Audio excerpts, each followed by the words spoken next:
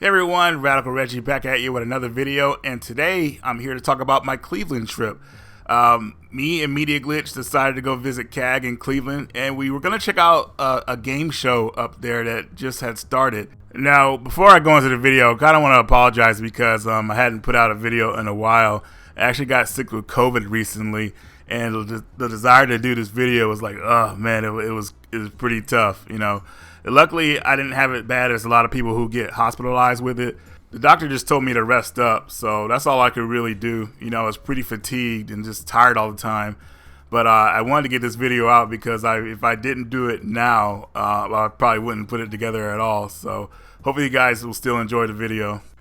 Now, what's crazy about this trip is that it almost didn't happen. You know, I got some events mixed up. But maybe Joel will explain that to you guys in another video, because when I talk about it, it'll take about like 10-15 minutes.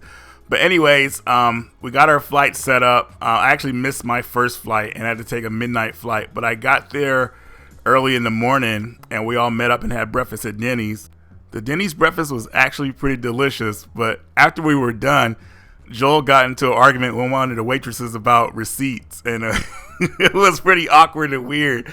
But actually, we got past that, and then we actually went to the event that CAG had told us about, which was the Cleveland Gaming Classic. This was their first annual show, I believe, and it actually was pretty impressive. I was like, wow, it's a big venue, so very impressed with that. So as we got our tickets, we waited for John, met up with him, and we looked around at a couple of places on the top floor. We didn't realize there was a bottom floor, but on the top floor there was lots of art and everything. There were some people selling games. Joel had found this Ninja Gaiden 2 portrait, and he showed it to me, and then he put it down. I was like, nah, let me show the people this, and I showed people on Twitter, and everybody was pretty impressed with it. And that makes me want to ask this: which Ninja Gaiden game do you guys think is the best on the NES? 1, 2, or 3? I personally love Part 2. Part 2 I felt like was pretty much like, man, it was the pinnacle of the series, at least on the 8-bit days. But yeah, I'd love to know your guys' thoughts on which one you think is the best one. But anyways, after that, that was pretty much my first pickup. And the guy that I got it from actually recognized me, and we actually took a picture. So it was pretty cool, like having someone recognize me at one of these shows. I didn't think I was going to get recognized at all, but Joel had told me earlier, man, you're probably going to get recognized here somewhere. I was like, nah, you're wrong. First place to make a purchase at, I get recognized, which is pretty hilarious. But after that, we decided to go to the bottom floor because CAG had said he had been to the building before, but he never knew they had a bottom floor. And that's where all the gaming stuff was at. It was pretty crazy down there. It was pretty hot. So immediately I wanted to kind of split up, but no, Joel was like, no, he wanted us to stay together because he figured if we split up down there, especially with phone signals and everything like that, we'll get lost and we won't meet up until like hours later. But I felt like I was pretty good at splitting up, but still Joel didn't want to do it, so I was like, all right, fine, I'll stay with the group. We saw a lot of impressive games and stuff, but you know, there was only really a couple things that me and Joel spotted that we wanted, and thanks to like the help of VG Legends, I found some Game Boy Advance games in box that I was interested in. And then Joel found something pretty cool, but I don't want to say in this video because he's probably saving it for his video. But we helped him get something pretty cool, and luckily he was able to get it. It was pretty crowded at the event. You know, there's a lot of people there, a lot of people hunting. There was a game room that we saw kind of like towards the end that we didn't notice that was really well put together. And they had a lot of guests there. Tim Kitzrow, as you guys know from NBA Jam. Hopefully I said his name right. We got to talk with him for a little bit. And there was like a little section that was like heavily air conditioned, so we went over there and rested up a little bit. But by the time we had got to that point, I kind of split up a little bit because I needed to look around because I felt like I could cover more ground and let everybody know what certain people have that might be interesting, so we don't like waste our time like walking around slowly and then like hours come up. So I was able to do that, and then we saw some really cool stuff there. It was a lot of nice people. I got recognized by a couple of people I saw at other events. It was really nice and put together. But after a little while, I think we stayed there for around 2 or 3 hours, which is actually a long time dealing with that type of crowd. We got out of there and we went to CAG's house, actually played some games. Well, actually, it was Joel's daughter's birthday pretty much the day before, so we celebrated her birthday. They got her a birthday cake, sang happy birthday, and all the kids pretty much had fun. We actually went downstairs, played some games. CAG busted out the Neo Geo, and we were kind of deciding what games we wanted to play on the system. And I said, hey, you know, you guys want a cool game to play? Let's play Twinkle Star Sprites. I've talked about Twinkle Star Sprites in my previous videos, and they hadn't really played it before. And man, once they got a hold of that game, the competition was fierce. First, I kind of took over and was beating everybody. Then I kind of slowed down, and then Joel took over and was winning all the matches. But everybody was having a good time. A really fun game that unfortunately a lot of people don't know about. But you know, the competition that we had with that game was so much fun. I was thinking about doing a video review on it, but I was like, nah, I'm kind of good. But anyways, if you haven't played Twinkle Star Sprites, definitely a good competition game. It's one of the first shoot 'em up games that I've actually seen that was like a verse shoot 'em up. So the game really keeps you on your toes. And then we actually, I think this was the same day. I can't remember because I'm getting mixed up. But I believe we played some fighting games. Actually, before I go any further, I think we did a pickups video live on Media Glitch that first night as well, before we actually started playing the fighting game. So we did that. But yeah, I totally forgot about that. But moving on to the next game, we played another fighting game. I forgot what it was called, unfortunately. I think it was called Breakers. Yeah, we played Breakers Revenge. And that game is so much fun. That game is actually getting ported to the PS4 and Switch now, so a lot of modern gamers will be able to try it out. Then the next game we played was X-Men versus Street Fighter. So X-Men versus Street Fighter, that's probably my favorite versus X-Men game because it has Rogue at her most powerful, and it has Sabretooth at its best. They kind of watered them down in Marvel vs. Capcom 2, at least in my opinion. We played CAG and Joel in those games. And man, I swear, dude, I thought CAG was gonna kick us out, man, because some of the matches we were winning, man, CAG wasn't too impressed. So I was like, oh Lord, man, what's gonna happen, man? We got to sleep out on the streets. What's going on here? But anyways, we switched games up pretty quick. I forgot what we played after that, but it was a pretty fun time. Now the next day was pretty much everybody's last day before we were gonna go home. So CAG took us to this gaming store. I forgot what it was called, but we went in there. And I saw something that looked pretty cool, and I'll show you guys that later in the video. But it's pretty much a portable Super Nintendo system, and store was really cool. He had a lot of displays set up. We got to play a match of Mike Tyson's Punch Out, which I always feel good playing that game because that always makes me feel nostalgic. But I think everybody found one item at least from that store that they wanted, and then pretty much after that. John, which was the first person to head home, he headed home from that point on, and me and Joel were the only ones left. So Joel was supposed to go home that day, but there was something up with his flight, so we stayed an extra night. We all got to the airport, and the airport, our flights were like kind of weird because we were using the Buddy Pass, and the Buddy Pass is awesome, but man, sometimes it doesn't go your way, so we had to like kind of like wait and hopefully be like a holdover on another flight so we could get out of there. Our first flight, we all made it on time, and I think my next flight, I barely made it on my next flight, and I said goodbye to Joel. But what was crazy about this flight was, man, it was something awkward about the flight, man. I felt like really like, I don't know, like I hate when they put you in the middle seat, but after this flight, man, when we landed, I got home and I pretty much crashed, and I was gonna just take a nap or whatever. I ended up waking up the next day around afternoon, and that's when I felt the sickness. So I was pretty much like burnt out. So it took me like a week and a half to do this video. But overall, the trip was awesome. Just that flight home, I knew that's where I pretty much got sick at. So that was pretty annoying.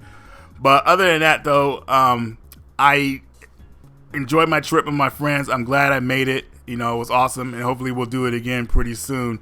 Now, for this part of the video, I'm going to show you guys my pickups and go through the regular routine. So let's take a look.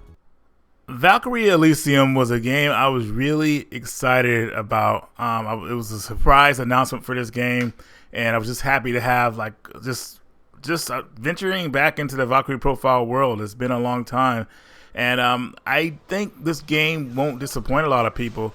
Now, what I will say is that the story doesn't really get good until it's kind of like, I want to say, maybe towards the middle, maybe the end, around the ending, it really starts to pick up. What's really going to hook you on this game is the battle system. The battle system is very well done. This is the first Valkyrie Profile game that feels really like action oriented next to, like I say, Valkyrie Profile Part 2. I think it's well done, and Harryar are really cool characters once you meet them, and you can pull off some really cool moves.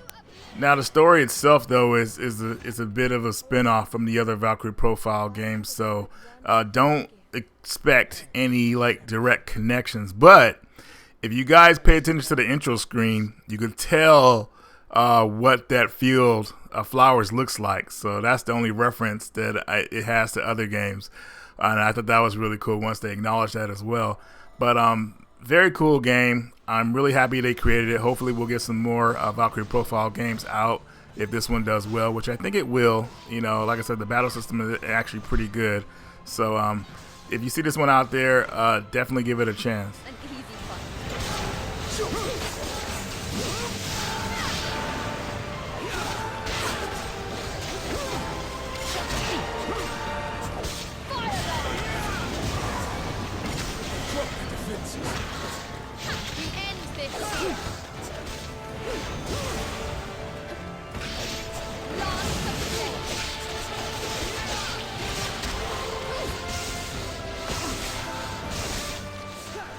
Fatal Fury 2 for the Sega Genesis. So some of you guys may remember I did a Genesis collection video a couple years ago, and I believe I had Fatal Fury 2 back then, but at the time, a little bit after that, I got rid of my copy, but decided to get it back because I like having different variations of Fatal Fury 2. Why? Because it's one of my favorite fighting games of all time. Why? Because it's one of the first fighting games I got good at. While everybody was trying to play Street Fighter 2, I was playing Fatal Fury 2. Now, I consider myself way past the 16-bit wars. You know, which version's better, Super Nintendo or a Sega Genesis version? I'll leave it up to you guys in the comment section to decide on which one you like better. My preference back in the day was always the Super Nintendo version. I just felt like that system was better when it came to 2D fighting games. But the Genesis version does have a few perks over the SNES version. But honestly, this is more of a novelty, a buy. So if you're going to play Fatal Fury 2, I would say definitely play an arcade version of it if you can. I'll kindle your grave, sleep well. Round 1, fight!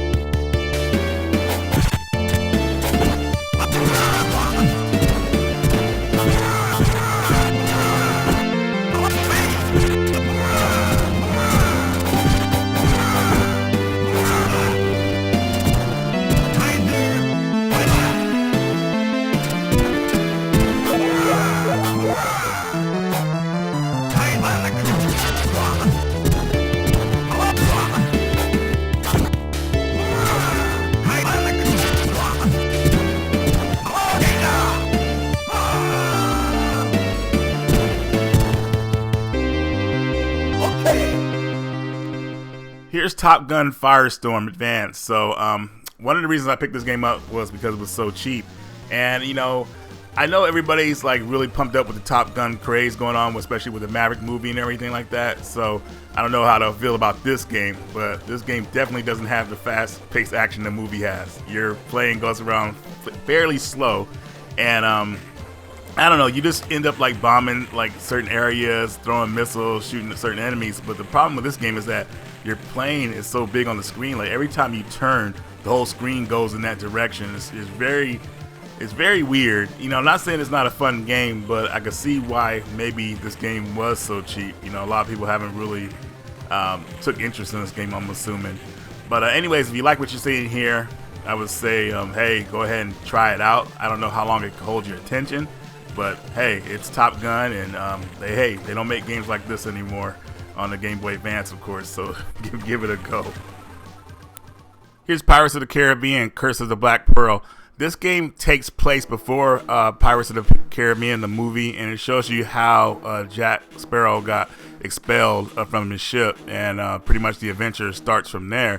This one's actually pretty cool. It's an isometric adventure game where you start off on an island trying to escape an island that you escaped on, and then you go to a town. Now, once you get to the town, you can interact with people, but you have to be very careful because the guard will attack you. Knowing that you're a pirate, they'll just come at you and attack you on the spot. They're fairly easy. You just kind of like just angle yourself and give them a couple stabs. Sometimes you have to fight more than one, but still pretty easy as long as you know how to angle yourself. But this one I think has a lot of potential, so I think this is the Pirates of the Caribbean game that's actually good on the Game Boy Advance. But you guys let me know what you think. X was doing some game hunting and he found this game for me called Las Vegas Cool Hand. Now, this game is not going to be for everybody. It has 3 games on it: solitaire, poker, and something else I can't think of right now. And maybe it'll help people get the gist of how to play these games if they decide to go to Vegas and gamble. But other than that, I'm not really sure if anybody's going to really want to pick this game up. Found it for a cheap price, so and it was in a nice box too, so you know I went ahead and went for it. Here's the Simpsons Treehouse of Horror. I believe this is the only Simpsons game on the Game Boy Color. And it actually plays pretty well, I would say. You know, I was a really big fan of the Treehouse of Horror series. I stopped after probably Treehouse 15 or 16 or something like that. I started watching them. But, man, this kind of reminds me of the old school ones. It's kind of eerie. You know, the first mission you have to do is try to keep the lights on in the house. So you have to go in the basement. And that part's pretty creepy. But, yeah, if anyone's played this one or any of the Simpsons games on the Game Boy system, so let me know what you guys think of them. I believe this was the last one they made before they did the Simpsons Road Rage on the Game Boy Advance, or Hit and Run, one of those. I got this pixel frame from CAG as well. I've been wanting this one for a while and it had been sold out. So Mega Man X, the final boss battle with Sigma, probably one of the most epic boss battles ever in the Mega Man X series. I don't know any that really kind of surpassed this one because how intimidating it was when you first saw it. You know, I would think I was like around 8, 9 years old, and you know, used to fighting Dr. Wily and like some kind of like machine. Compared to this was just epic.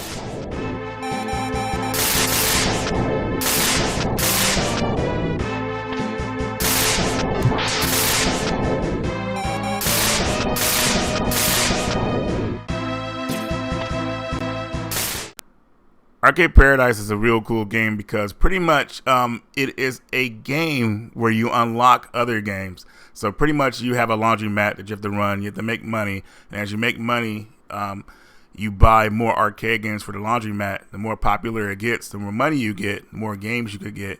And from what I'm told, you can actually play some of these old school games online. I'm not saying these are games that don't make the cut of being solid games, but they do have an 80s, early 90s vibe to them. You know, so you'll see a lot of games that are kind of familiar to some other games you play. Like there's this one that's kind of like Pac-Man, but it's a cops and robbers game.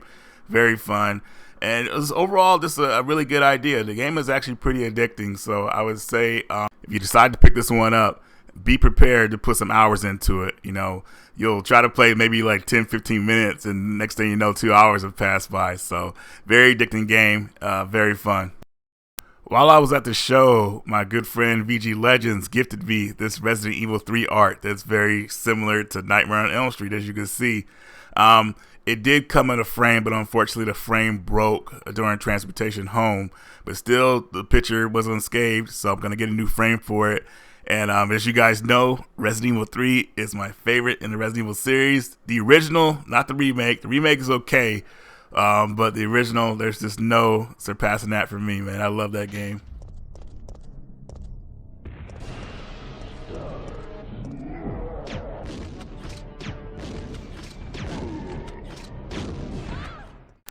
I picked up Xenoblade Chronicles Part 2 because I'm almost done with the first game. I believe I'm at the final boss, and I'm ready to hop into this one. And the opportunity was in front of me for the game, so, you know, for a good price, I decided to pick it up. I've heard a lot of good things about this series, and I honestly wish that it was on more powerful hardware, but still, they were able to make it work for the Switch, even the Wii U, the Wii, actually, going back. Jeez, I just forgot the first game was actually on the Wii. By the way, let me know how you feel about this game, guys. I haven't really talked about the Xenoblade series, so I'm interested in hearing you guys' thoughts about it. Monster Hunter Stories. So I decided to pick this one up because I completed the second game and I really enjoyed it. So I wanted to go back and play this one. Initially, this game's price kind of turned me away from it for a long time, but I had the opportunity to buy it from a friend, so I got it for a good deal. And I'm looking forward to seeing what this game has to offer. I mean, obviously, it was good enough to get a sequel, so I want to see kind of like the origins of it, the original game. What's funny is that I'll play these Monster Hunter story games, but I won't play any of the original games. I just can't get into them. But maybe these games will kind of help me get into the lore of it. So I'm looking forward to someday kind of hopping into those games. Also, while I was down there, I completed my Time Crisis big box set thanks to CAG. He gave me the last 2 games I needed in that collection. And as you guys may not know, that I'm a big rail shooter fan, and I've been kind of like one of these games for a very long time, but just couldn't find them for a good price.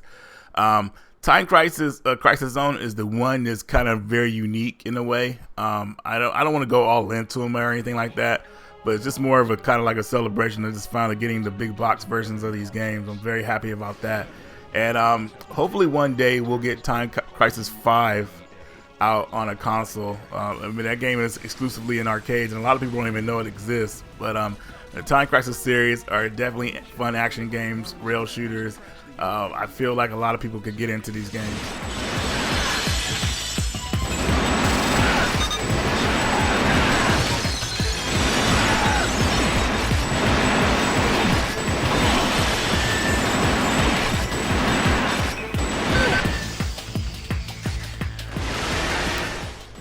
I picked up Shovel Knight while I was down there as well.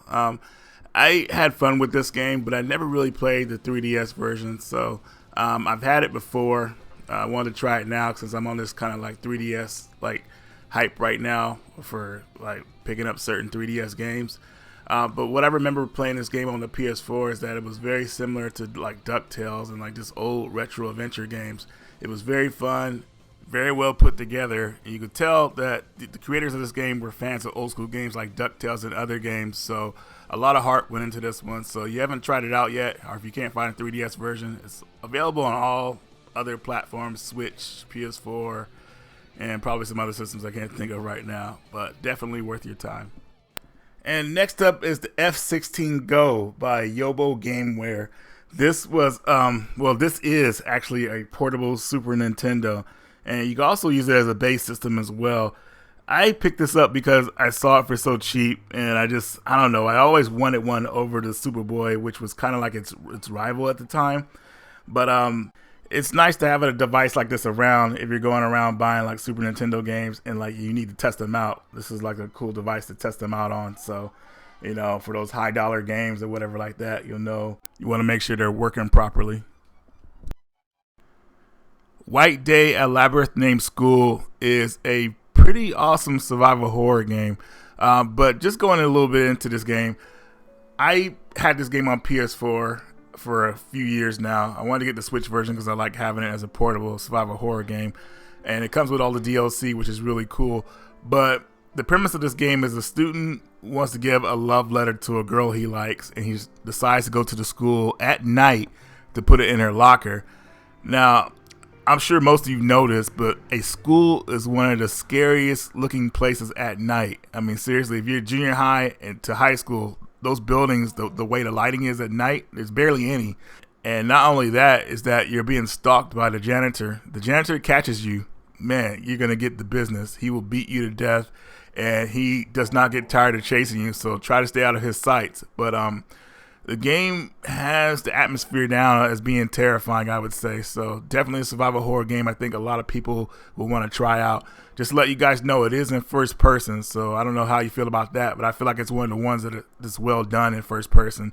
A lot of the new survival horror games in first person are just kind of like jump scares and stupid stuff like that, but this one's actually really feels like an old school survival horror game. Did I scare you? I guess you don't like ghost stories, huh?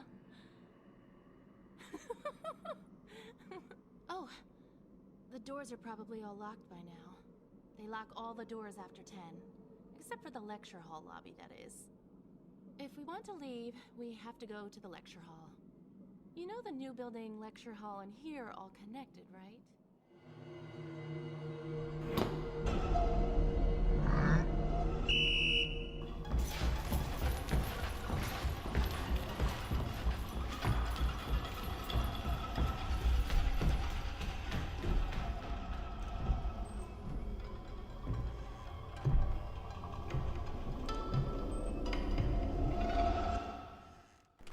Hey guys, hope you enjoyed the video, and hopefully y'all feel better soon. Man, the energy was pretty much out of me while filming this video.